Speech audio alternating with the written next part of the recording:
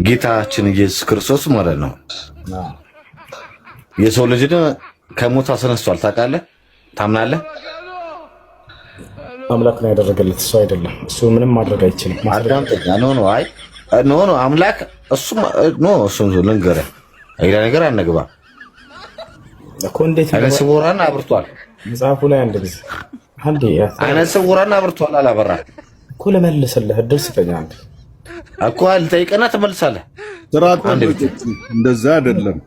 ጥያቄ ከሆነ ይመልስልህ፣ በስነ ስርዓቱ ጠብቅ እኮ ገና ሳልጠይቅ እኮ የመለስክልኝ ነው።